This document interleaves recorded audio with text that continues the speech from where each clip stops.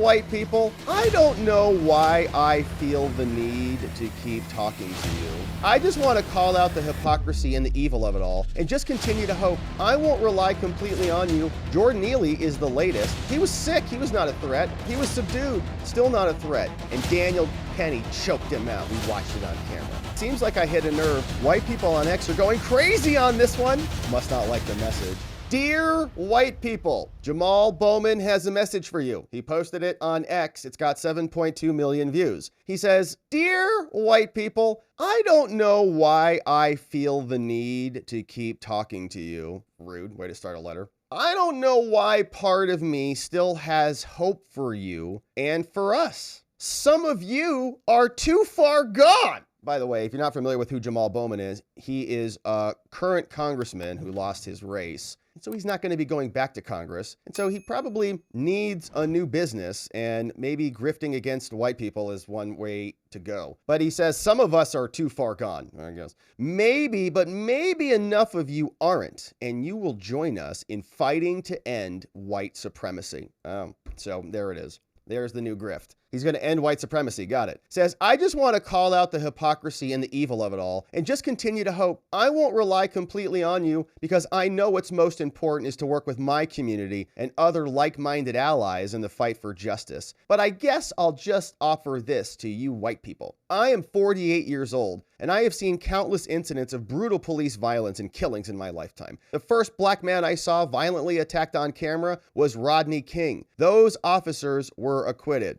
Community note says, actually, no, 2 of the officers were convicted. Powell was acquitted, but got a hung jury. And then the federal case was filed against him, and he was convicted on federal charges and went to prison. So you're wrong. And Kuhn was also acquitted in California, but he went to prison because he was convicted on federal charges. So you're wrong on 2 accounts, Jamaal. Next was Eric Garner's murder of his cries of I can't breathe. All he was doing was trying to sell cigarettes to survive in an economy that failed. The next video is Philando Castile, shot and bled to death on a live stream, his child in the backseat. I don't see videos of Trayvon Martin or Breonna Taylor, but their murders and traumas are in my bones. And then the world saw George Floyd, and we covered George Floyd at length. We also covered Breonna Taylor. And George Floyd had arteriosclerosis and hypertension in his heart, 90% clogged arteries, according to the medical examiners. And then we also saw he had multiple drugs in his system, including fentanyl. So that's not what happened, right? Even the expert for the state came out and said his heart gave out. He wasn't asphyxiated to death.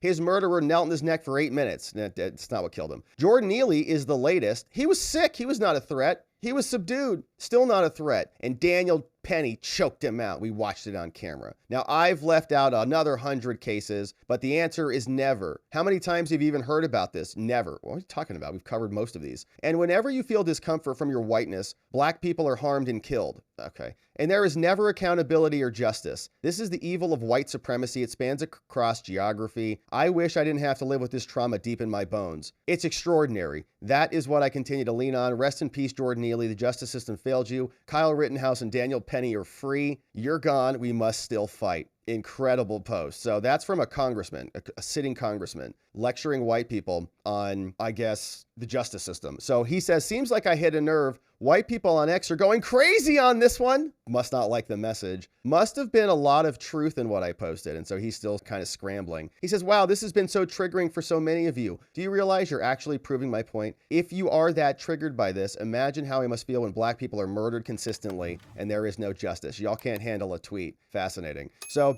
it's interesting. Jamaal Bowman throws a bunch of chum in the water and then is sort of salivating over people being upset with him for manipulating these cases to serve his political ends. And what's so interesting is that he's latching on to the Daniel Penny case. Daniel Penny was acquitted, and that was in New York, where he is, by a jury of New Yorkers who are Democrats through and through. And so he, I think, just wants racism and race conflict to escalate. That's going to be his new grift.